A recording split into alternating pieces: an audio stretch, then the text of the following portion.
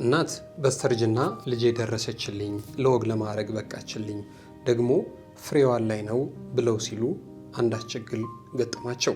ጓደኞቿ እየወለዱ እህቶቿ እየወለዱ እሷ እንዲህ አይነት እድል በምን ሰጠብኝ? ልጅ እንደ ማንኛውም ሰው ኑሬ ከርሜ ትዳር ይዤ ወልጄ ከርብቼ የልጅ ልጅ ማይቼ እናቴንም የልጅ ልጅ አሳያለሁ ብላ ስታስብ የገጠማት ነገር እንኳንና እዚህ ሊያስደርሳት ቀርቶ መተንፈስ የሚከለክላት ሆነ። ማታም በተለይ ሌሊት ላይ ነው የሚያፈነኝ። በር እየከፈትኩ ውጭ ነው የሚነጋልኝ። ሁሉ ሰው እንደ ቀልድ የሚተነፍሰውን ትንፋሽ እሷ ግን ትሰቃይበታለች። በኩለ ሌሊት በብርዱ በውርጩ እየወጣች እደጅ ትቀመጣለች። አዎ ከግቢ ውጭ ከቤት ወጥች ውጭ ነው የሚነጋልኝ አየር ምናምን ለመሰብሰብ። በሌላ መልኩ እናት ደግሞ ከእሷ ጋር በተያያዘ ከፈጣሪያቸው ጋር ጸብ ገብተዋል። መጀመሪያ ገርሞ ለምን አየብኝ ተፈጣሪ ጋርም ትግል ታገልኩት። ለምን መልአከ ገብርኤል ምን አስቀይም ያለው ብዬ የራሴን በሽታ ተቼ የእሷ ራሷ እንግዲህ ያገደኝ አንተ ልጅ። እንዲህ ያለውን የህይወት ኑረት የተመለከቱ ጎረቤቶችም አላስችል ብሏቸው እንደው ምናልባት ቀኗን መግፋት ብትችል ብለው የሰው ፊት እያዩ ሕክምናዋን እንድትቀጥል እያደረጓት ነው። እኛም በጉርብትና የተሻለ ያህል ሞክረናል፣ የተሻለ ዞረናል፣ ለምነናል፣ ግን ምንም ጠብ የሚል ነገር የለም። ዳሩ በሽታው ክፉ ሆነና የሚሰበሰበውንም ሳንቲም እለት እለት ይበላው ጀመር። እኛ ለምንም ብናመጣው በጣም ታፍና ሆስፒታል ትገባለች። ለሆስፒታል ያወጣው ብር እንደገና ለዛው ደቂቃ ለተኛችበት ላልጋ ለምን ሲል ነው የሚያልቀው። ከሕክምናው በላይ ደግሞ እጅጉን አሳሳቢው ነገር የሚከፈለው ብር ነገ ምን ይዤ እሄዳለሁ የሚለው እሱ በጣም ያሳስበኛል። ሰው መዳን መታመሙ ያለና የነበረ ነው። አንዳንድ በሽታዎች ግን ከታማሚው አልፈው የቤተሰብን ህይወት ኑረት ያናጋሉ። አንድ ቤት ውስጥ ተከሰተ ማለት አጠቃላይ የቤተሰቡን ህይወት የሚያዘበራርቅ የሚያበላሽ። በምን አይነት ትላለህ? ለእኔ ሰጠኝ ለማንም አልሰጠው አንተ ልጅ።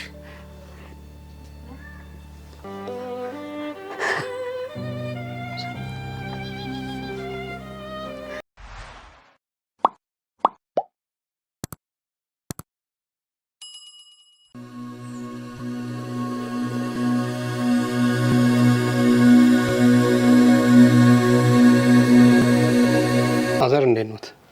እግዚአብሔር ይመስገን። እንታወቅ እስኪ። እሺ። ስሙ ማን ይባላል? ውጋገን አላጋው ይባላል። መልካም። ስንተኛ ልጅ ሆነች? እቺ ሁለተኛ ነች። ሁለተኛ ነች። አዎ። በምን አይነት ሁኔታ ውስጥ ነው ያላችሁት? እንግዲህ የልጅን ያህል ነገር እንደዚህ እንዲህ ባለ ነገር ስትሰቃይ እናት መሆን ከባድ ነው። በምን አይነት ትላለህ? ለእኔ ሰጠኝ ለማንም አልሰጠው አንተ ልጅ።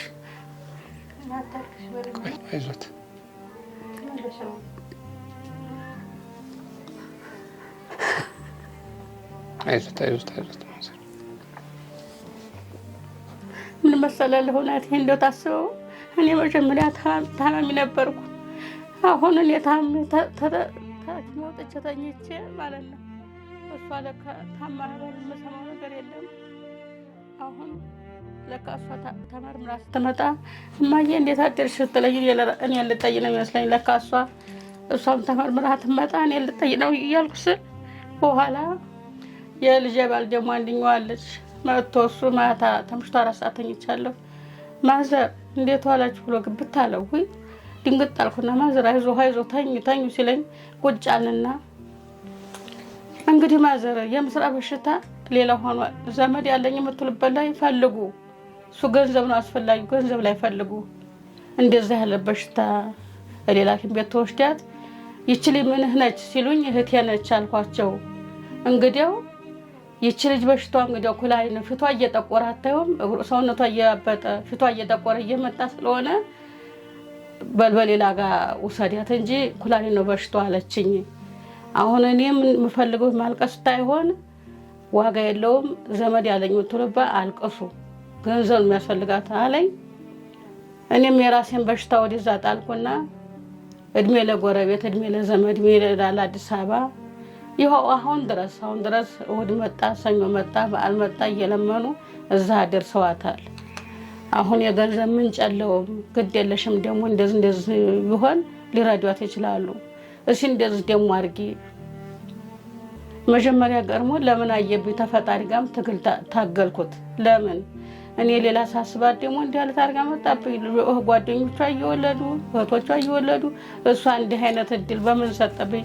መልአከ ገብርኤል ምን አስቀይም ያለው ብዬ የራሴን በሽታ ትቼ የእሷ ራሷ እንግዲህ ያገደኝ አንተ ልጅ እና አሁን ደግሞ መድኃኒዓለም የጣርቃን ሰው አድኑልኝ ነው የምለው፣ አትርፉልኝ ነው የምለው። ሌላ ምንም አለም።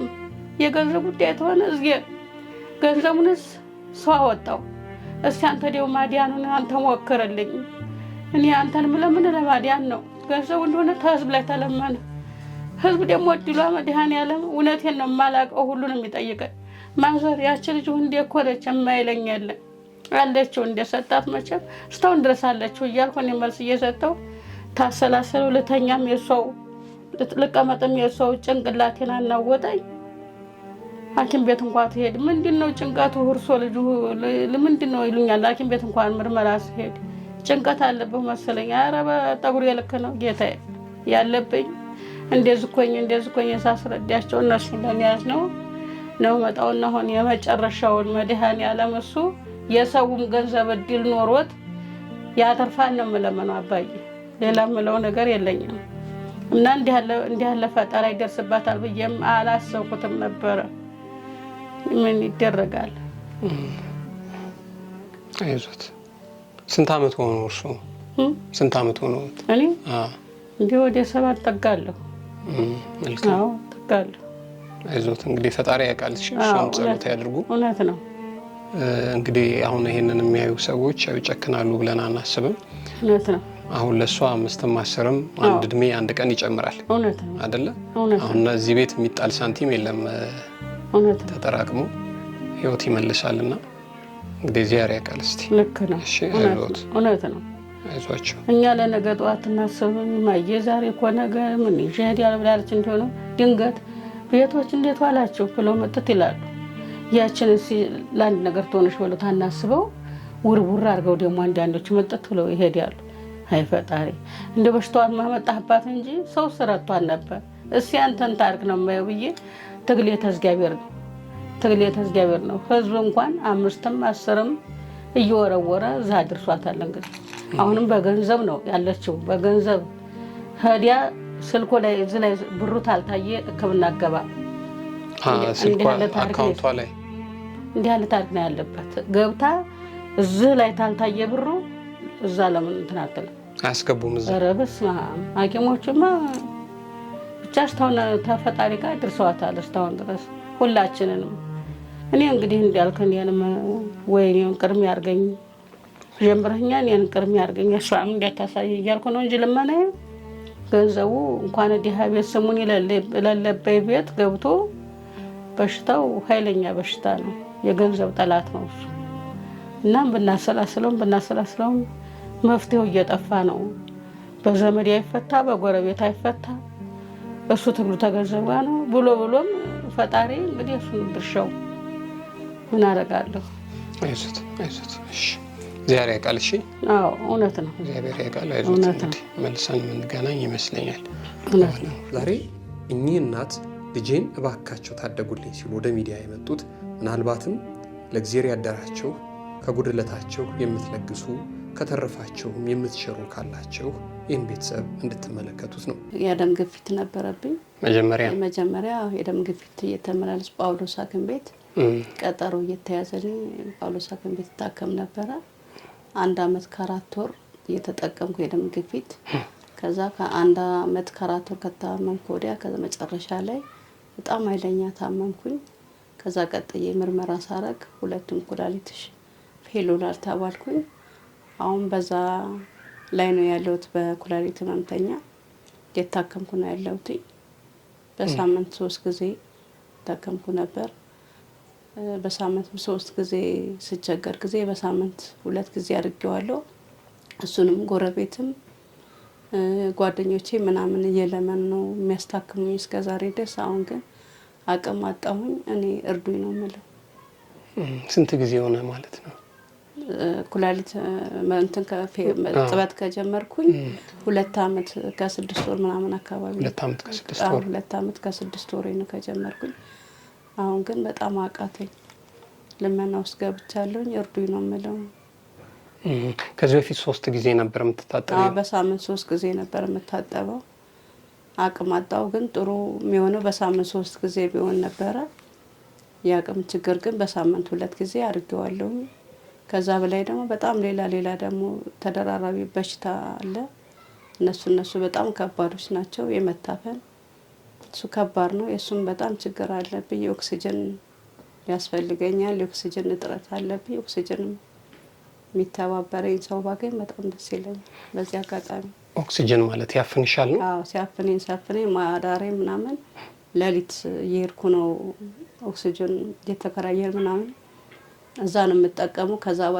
ከዛ በተረፈ ደግሞ ግሩም ሆስፒታል በሌሊት እሄዳለሁ፣ ኦክሲጅን እጠቀማለሁ። ኦክሲጅን በጣም እጥረት አለብኝ። ኦክሲጅን ማታም በተለይ ሌሊት ላይ ነው የሚያፈነኝ። በር እየከፈትኩ ውጭ ነው የሚነቃልኝ። ውጭ ማለት ትወጫለሽ? አዎ፣ ከግቢ ውጭ ከቤት ወጥቼ ውጭ ነው የሚነቃልኝ። አየር ምናምን ለመሰብሰብ እኮ ውጭ ሲሆን ምንድነው መለስ ይልልሻል? መለስ ይልልኛል። አዎ፣ በቤት ሆነሽ እንዲህ መስኮትስ ቢከፈት ይከፍታለሁ፣ መለስ ይልልኛል። እዛ ላይ ግን ውጭ ነው አንደኛዬን በቃ ውጭ ነው ወንበር ይዤ ቁጭ የምለው። በማንኛውም ሰዓት ሌሊት?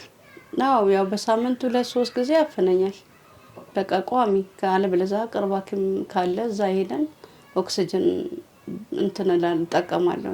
አሁን ስላልቻልሽ ነው በሳምንት 2 ቀን የሆነው? የገንዘብ እጥረት? አዎ፣ የገንዘብ እጥረት በሳምንት 2 ጊዜ አድርጌዋለሁ። እሱንም ያው ጓደኞቼ በየቤተ ክርስቲያኑ፣ በየቤቱ፣ በየጎረቤቱ፣ በየመጠጥ ቤቱ እንደዛ ያሉ ነው እስከዛሬ ድረስ 2 ዓመት ከ6 ወር የታከምኩትኝ። ቤተሰቦቼም የምኖረው ከእናትና ከአባቴ ጋር ነው።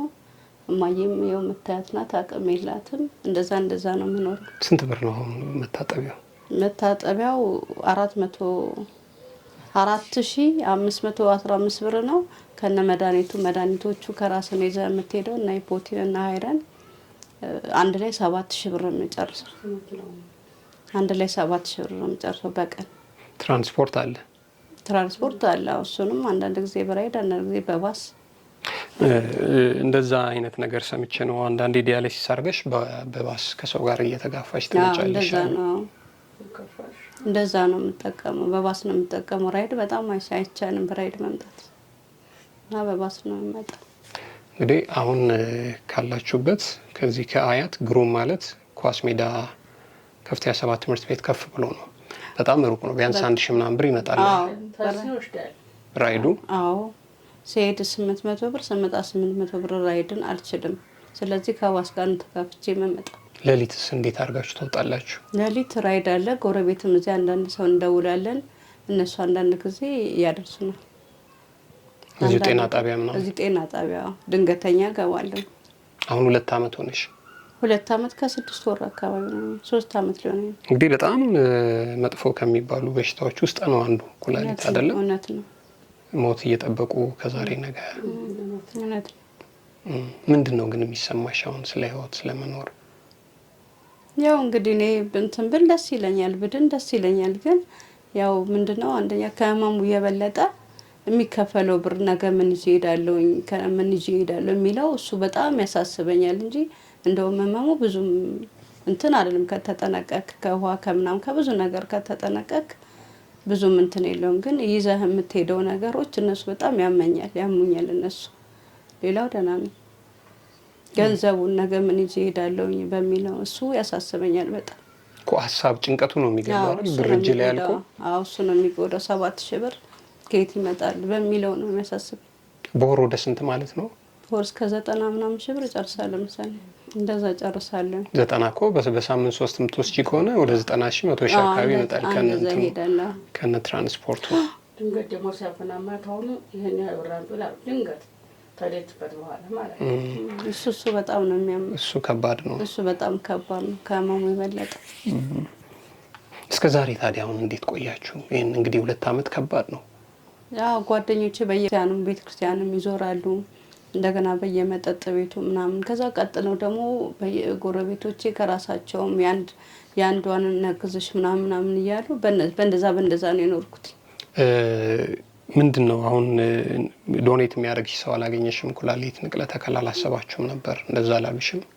ንቅለ ተከላ አስበናል፣ ግን ከሱ ቀጣይ መጀመሪያ ይሄኛውን የምጠቀሙ ስለተቸገርኩኝ እንደዛ አላሰብኩም እንጂ ዶኔት የሚያደርግሽ ሰው ግን ነበረ?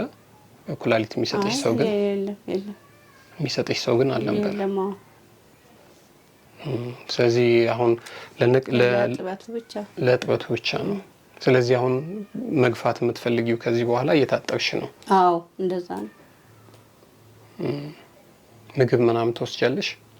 ምግብ ወስዳለሁ።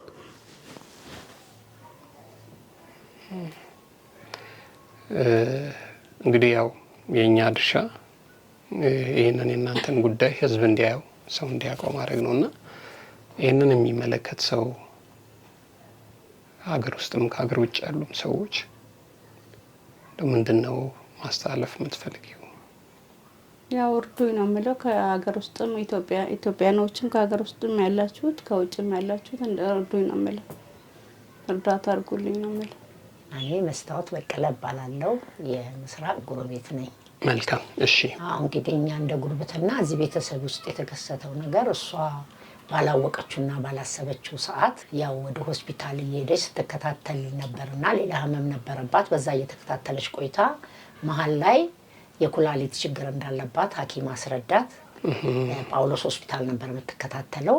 ከጳውሎስ ሆስፒታል እየተከታተለች እያለ ያው ኩላሊቷ ፌድ እንዳረገ ነገሯት።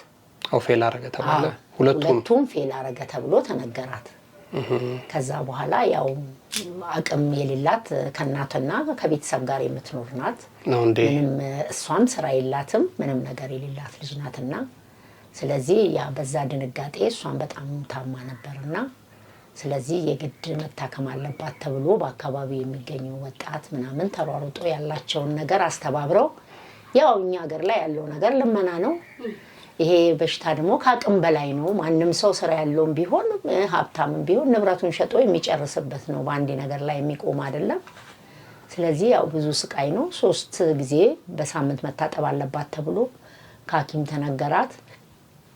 ያው መንግስት ሆስፒታል ውስጥ መታከም አልቻለችም። መንግስት ሆስፒታል ውስጥ የተለያየ ነገር ያስፈልጋል። በነፃ ለመታጠብም ለመታከምም ብዙ ተደክሟል፣ ግን አልተቻለም። እኛ እንዳየነው እንደሰማነው ከሆነ ስለዚህ አሁን ግን ያው የአካባቢ ወጣት አስተባብረው እስካሁን ድረስ ህይወቷ እንዲቆይ አድርገዋል። እየለመኑ ከተለያየ ቦታ ላይ እየታስተባበሩ ምን እያሉ አሁን እየታከመች ነበር። ያው 3 ነበረ፣ ግን ከአቅም በላይ ስለሆነ 3 መታጠብ ብሩም እያለቀ ስለሄደባት በቃ በሳምንት 2 እየታጠበች አሁን በስቃይ ላይ ናት። በሳምንት 2 ካልታጠበች እያፈናት አየር እያጠራት ውጭ እያደረች እንደዛ እየሆነ ነው የታመመች ያለችውና ከፍተኛ ነው። መቼም ዜጋ ነን የሚል ማንም ኢትዮጵያዊ ሰው መሆን በቂ ነው ለመርዳት። ስለዚህ ሰው የሆነ ሁሉ እቺ ወጣት ናት፣ ገና ያልወለደች ናት፣ ምንም ያላየሽ ናትና ማንም ዜጋ መቼም እግዚአብሔርን የሚወድ ስራ ነው መረዳዳት ባህላችንም ሆኖ፣ ግን እግዚአብሔር ደግሞ ትልቁ ነገር ይሄ ነውና ስለዚህ በእግዚአብሔር ስም እንደው ያለው የተሻለ ነገር ያለው ሰው በእኛ አቅም እኛ በጎረቤት 10 100 ብንሰጥ ምንም የሚጠቅማት ነገር የለም። ስለዚህ እንደው ያለው ከእግዚአብሔር ዋጋ አገኛለሁ የሚል ፈጣሪን የሚወድ ሰው ያለውን አንድ 50 ሎሚ ለአንድ ሰው ሸክም ሆኖ ለ100 ሰው ጌጡ ለ50 ሰው ጌጡ ነው እንደሚባል ስለዚህ ሁሉም ያለው ሰው ተረራርቶ የተወሰነ ረድተዋት ህይወታ የተወሰነ ጊዜ እንደ እግዚአብሔር ፍቃድ ቢቀጥል ነው የምለው። እኔ እንደ ጉርብትና እንግዲህ ያየሁት ይሄንን ነው። እኛም የተቻለውን ለመለመን ለማድረግ ሞክረናል፣ ግን ምንም ጠብ የማይል ነገር ነው። እኛ ለምንም ብናመጣው በጣም ታፍና ሆስፒታል ትገባለች። ለሆስፒታል ያወጣው ብር እንደገና ለዛው ደቂቃ ለተኛችበት ላልጋ ለምን ሲል ነው የሚያልቀው። እኛም በጉርብትና የተሻለ ያህል ሞክረናል፣ የተሻለ ዞረናል፣ ለምነናል፣ ግን ምንም ጠብ የሚል ነገር የለም። ስለዚህ አሁን ያለችው በችግር ላይ ነው። ባካችሁ እርዷት ነው የምለው እኔ እንደ ጉርብትና። እንግዲህ እንደ ሰው 2 ዓመት በኩላሊት መቆየት በጣም ከባድ ነው።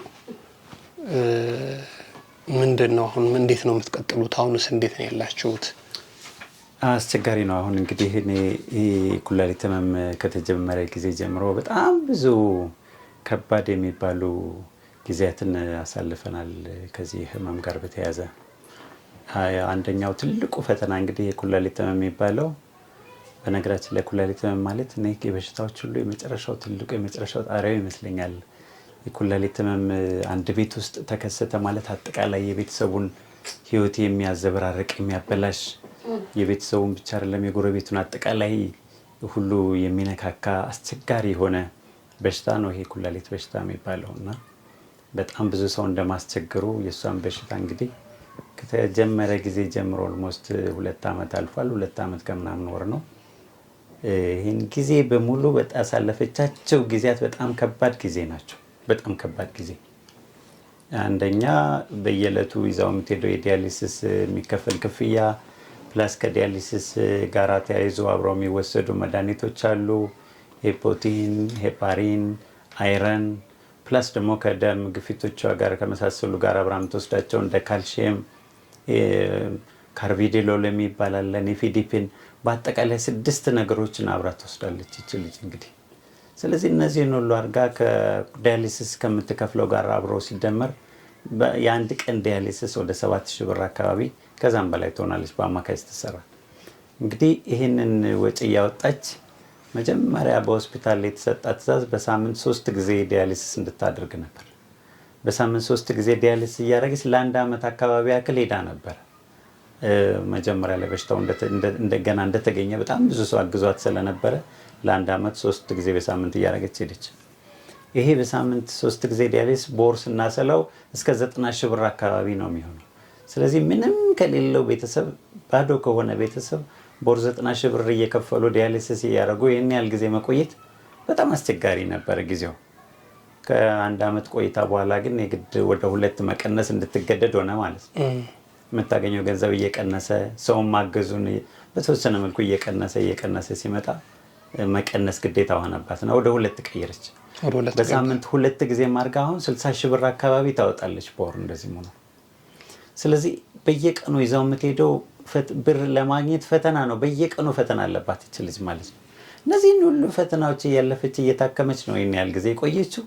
ይህን ሁሉ ያቆያት ግን እዚህ አካባቢ ያለ ህዝብ አጠቃላይ በዓለም በኢትዮጵያም ውስጥ ያለ ህዝብ ነው እና ጎረቤት ብዙ ትግል አድርጓል፣ ብዙ ታግሏል፣ ብዙ አግዟታል ጎረቤት። በዛ ሁኔታ ይህን ያህል ቆየች።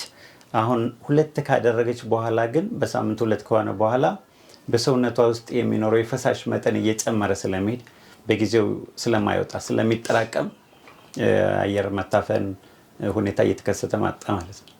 ስለዚህ በሳምንት 3 የነበረውን ወደ 2 ስንቀንስ ከዛ የበለጠ ወጪ እንድታወጣ አስገደዳት ማለት ነው። አሁን ደግሞ ይህ መታፈን ጉዳይ አንድ ጊዜ ታፍና ወደ ሆስፒታል ስትገባ ኢመርጀንሲ ስትገባ የምትከፍላቸው በርካታ ሳንቲሞች። ስለዚህ ለሌሎች ወጪዎች ደግሞ እየተደረገች እንድትሄድ እየተገደደች መጣች ማለት ነው። ስለዚህ አጠቃላይ የኩላሊት ህመም ባህሪው በጣም ውስብስብ፣ አስቸጋሪ፣ በማንም ሰው በሰው ለሆነ ፍጡር ሁሉ የማይገባ በጣም ቆሻሻ የሆነ አስቸጋሪ ህመም ነው። ስለዚህ እሷ ይህን ሁሉ ተሸክማ እንግዲህ ይህን ያህል ጊዜ መጣለች። ከዚህ በኋላም እንግዲህ ከፈጣሪ ጋራ እንግዲህ እንደናንተ ከጊዜ ሚዲያ በነገራችን ላይ ይህን ታሪክ ሰምቶ አስቦ ሊያግዘን ለሰው ሊያሳይ መጥቶ ሊያግዘን ስለሞከረ በራሱ በጣም ነው የምናመሰግነው። ስለዚህ በዚህ ሁኔታ ውስጥ ነው ያለችው። በሂደትም እንግዲህ ደግ የሆነ ኢትዮጵያዊ ሁሉ ሰው የሆነ ሁሉ ይሄን በተለይ ደግሞ ይሄን የኩላሊት በሽታ አስከፊነት ያወቀ የተረዳ ሁሉ ያግዛታል ብለን እናስባለን። ስለዚህ የሰው ድጋፍ እስካለ ድረስ ህይወቷ ይቀጥላል። እንግዲህ ይሄ በሽታ በገንዘብ ላይ የተመሰረተ ስለሆነ ከገንዘብ ጋር ነው ህይወቷ የሚሄደው። ከዚህ ውጪ ተሞክሮ ነበረ ቀደም የተባለው ይሄ ንቅለ ተከላ የሚባለው መጀመሪያ ላይ በጣም ብዙ ርቀት ተሄዶ ነበር ንቅለ ተከላውን ለማድረግ እና አንድ ቤተሰብ መጥቶ ሙከራ አድርጎ ነበር እና ንቅለ ተከላ ዶኔት ሰጪ የሆነ ሰው ብዙ ምርመራዎችን ማለፍ አለበት። በዛ ምርመራ ውስጥ ሳይሳካ ይቀርና የተቋረጠ ነው። ከዛ በኋላ እንግዲህ ተመሳሳይ የሆነ ኩላሊት ያለው ኩላሊት ሊሰጥ የሚችል ሰው እስካሁን ድረስ አልገጠመንም። በዚህ ምክንያት የኩላሊት ንቅለ ተከላውን የማድረግ እንትናችን እየዘገየ በሄደ ቁጥር ደግሞ ምናልባት እሱ እስከሚሳካ ድረስ በዚህ በዲያሊሲስ የመቀጠል ሁኔታ ይቀጥላል ማለት ነው። ዶኔት የሚያደርግ ኩላሊት የሚሰጥ ሰው ቢገኝ ግን ምን ያህል ሊሆን ይችላል? አሁን የንቅለ ተከላ መልካም እሱን አሁን ዶኔት የሚያደርግ ሰው ቢገኝ ምን ያህል ወጪ ያስወጣል የሚለውን በመረጃ ደረጃ ከቱርክ ሀገር የመጣ አንድ ዶክተር ጋራ ተገናኝተን ነበር እና አጠቃላይ ያለንበትን ሁኔታውን በሙሉ እንትን ብሎ ከ1 ዓመት በፊት ነው ይህን ጉዳይ ያደረግነው። $18,000 እንደሚያስፈልግ ነግሮን ነበር በጊዜው። $18,000 ያስፈልጋቸዋል ከአየር ትኬት ከምናምን ውጪ ከ3 ሚሊዮን ብር በላይ ማለት ነው። ወደ 3.7 ሚሊዮን አካባቢ ይሆን ነበር ያን ጊዜ ነገረን። ከዛ በኋላ ግን ኩላሊት የሚሰጠንን ሰው ስላላገኘን በየጊዜው በየወቅቱ ምን ያህል ወጪ ያስወጣል የሚለውን እየተከታተልን አልመጣንም። አንድ አመት ላይ ግን $18,000 ተጠይቀን ነበር። በጣም ብዙ ነው እንግዲህ አሁን $18,000 ደግሞ አሁን ባለው ከረንሲ ኤክስቼንጅ ሲደረግ በጣም ብዙ ነው የሚሆነው። ወደ 4 ምናምን አካባቢ ይመጣል። በመኪና ምናምን እየለመናችሁ አቆያችኋት እስካሁን? እንግዲህ እስካሁን ድረስ ያቆየ ነው። ቀደም ለመግለጽ እንደሞከርኩት ዋናውን ስራ የሚሰራው የአካባቢያችን ነዋሪ ነው። ወጣቶች፣ እናቶች፣ በጣም ብዙ ሰዎች ናቸው ቤት ለቤት እየተንቀሳቀሱ በየቤተ ክርስቲያኑ እየዞሩ በየድርጅቶች እየዞሩ እንደዛ እያደረጉ የአካባቢው ህብረተሰብ ያን ያህል እያገዛት ነው የመጣው። ያቆያትም የአካባቢው ህብረተሰብ ነው ያቆያትም። በነገራችን ላይ ከፈጣሪ ቀጥሎ በጣም ብዙ ሰው ትግል አድርጎላታል። አብራት ያደጉ ወጣቶች ጎረቤቶቿ እንደዛ ሁሉ በጣም ብዙ ትግል አድርጓል። በጣም ብዙ ትግል። ከዚህ ውጪ አሁን ትንሽ የሚያስቸግሩ ጉዳዮች አሉ። አሁን ከተማ ላይ የሄዱ እየለመኑ እንትን የማለቱ ጉዳይ ትንሽ አሁን አስቸጋሪ ሁኔታ ላይ ነው ያለው።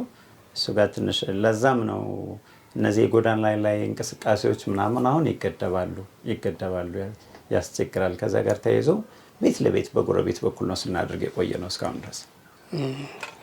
አይ መልካም። እንግዲህ ይህንን ለሚመለከቱ ሰዎች ምናልባት ማለት የምትፈልገው ነገር ካለ? እንግዲህ የሚመለከተው ሰው እስካሁንም ብዙ ሰው ያደረገልንን ሰው ነው መልሰን ደግሞ የምናስቸግረው። እስካሁን በጣም ብዙ ሰው አግዞናል፣ ብዙ ሰው ረድቶናል፣ ብዙ ሰው ብዙ ለፍቷል፣ ደክሟል ሁሉ በጣም ብዙ። ስለዚህ አሁንም መልሰን እሱን ነው ዋናው መናገር የምፈልገው። በዚህች ልጅ ላይ የደረሰ ይሄ ኩላሊት ፌለሪቲ በሽታ መጀመሪያ በማንም ሰው ላይ እንዲደርስ አንመኝም። እንደው በቃ የመጨረሻ ያርግ እያለ ነው እኛ የመጨረሻ ሰዎች እንሁን፣ ከዚህ በኋላ ሌላ ሰው አንስማ ሁሉ እያለ ነውና ይህን የኩላሊት ህመም አስከፊነት በደንብ ተረድቶ ሰው በደንብ ተገንዝቦ እንደው እችን ልጅ ለማዳን የሚችለውን ያክል በአቅሙ ቢያግዛት ደስ ይለናል። እኛ እንግዲህ ቢያግዛት 1 ብርም 10 ብርም 100 ብርም በአቅሙ በቃ በዓለም በኢትዮጵያ ያለ ሁሉ ሰው በተለይ ይህን በሽታ አስከፊነት በደንብ ተረድቶ የሚያግዛት እና እንደው እድሜዋም እንደምታየው ገና ልጅ ናት። ስለዚህ እንደው የተወሰነ እድሜ እንኳን ቢቀጥልላት ከፈጣሪ ቀጥሎ ህዝቡ ቢያግዛት ደስ ይለናል። ከጀርባ አሁን የሚታዩኝ ምንድን መድኃኒቶች ናቸው? የእሷ ናቸው? ምንድን ናቸው እነሱ? እነዚህ መድኃኒቶች እንግዲህ ከምትጠቀማቸው መድኃኒቶች የተወሰኑት ናቸው። ቅድም ከጠሯቸው ከ6ቱ የካልሽየም የምንለው አሁን እሷ ስትንቀሳቀስ ግሯ የመራመድ አቅሙ ምናምን ደካማ ነው። ፕላስ ኩላሊቷ አሁን ያለው ኩላሊቷ ዲያሊሲስ ለማድረግ ቢሆን ባለበት ሁኔታ ጠንከር ማለት አለበት። ስለዚህ ይህንን ካልሽየም ትጠቀማለች እንዲያበረታት። ሌሎች እነዚህ የደም ግፊት መድኃኒቶቿ ምናምን ናቸው። እነዚህ ሌሎች ግን ኬሚካሎች ናቸው። እነዚህ ቅድም የጠሯቸው የፕሮቲን፣ ሄፓሪን፣ አይረን የሚባሉ ነገሮች እዛው ሆስፒታል አንድ ጊዜ ገዝተን ወስደን በርካታ አድርገን እዛው ሆስፒታል ውስጥ ነው የምናስቀምጣቸው። ስለዚህ ዲያሊሲስ ታደርግ ስትሄድ ከዛ እያወጡ የምትወስዳቸው መድኃኒቶች ኬሚካሎች ናቸው። እነዚህ የደም ግፊትና የአጥንት ማጠንከሪያዎች ካልሽየሞች ናቸው። እነዚህ የሷ መድኃኒቶች ናቸው። መልካም እንግዲህ እዚህ ፕሮግራም ላይ አካውንታችሁንም ስልካችሁንም እናኖራለን። እንግዲህ መቼ ሰው ልቡ ተነክቶ እንደሚልክ አይታወቅም። እንልካለን የሚል ሰው ሁሉ ቀጥታ እናንተ እንዲያገኝ ወደ አካውንትም ቀጥታ እንዲልክ እናደርጋለን። አቅም በፈቀደ ደግሞ እንዲህ ደግሞ በግል ደግሞ በየወሩ የተቸገረ ብለው የሚረዱም ሰዎች አሉ። እነሱንም እናናግርና እንደሚሆን እናደርጋለን። እንግዲህ አሁን ለዚህ ቤት 5ም 10ም ሳንቲም አይናቅም አይደለም። አንድ ቀንም የሚያግዝ ሰው ከተገኘ ቀላል አይደለም። አሉ ቅድም ማዘር ሲናገሩ እንደሰማሁት ትልቁ ጭንቀቷ እንግዲህ ነገ እንዴት እሄዳለሁ ስለሆነ የአንድ ቀን የሁለት ቀን የሚችል ከተገኘ ቀላል አይደለም። እውነት ነው። እያንዳንዷ ሳንቲም ህይወት ናት። አሁን እውነት ነው። እሱ እናደርጋለን። እግዚአብሔር ያውቃል። እንግዲህ ጨርሶ ይማርሽ። በቃ ከበሩ የምንወዳቸውና የምናከብራችሁ የጊዜ ሚዲያ ቤተሰቦች ለዛሬ የነበረን መሰናዶ ይህንን ይመስል ነበረ። ይህንን ቤተሰብ እኚህን እናት መርዳት ታማሚዋንም ማገዝ ከፈለጋችሁ አካውንታቸውንም ደግሞ አድራሻቸውንም አስቀምጠንላችኋል። ስለተከታተላችሁን አብራችሁን ስለቆያችሁን እጅግ በጣም ከልብ አድርገን እናመሰግናለን። ክብር ይስጥልን።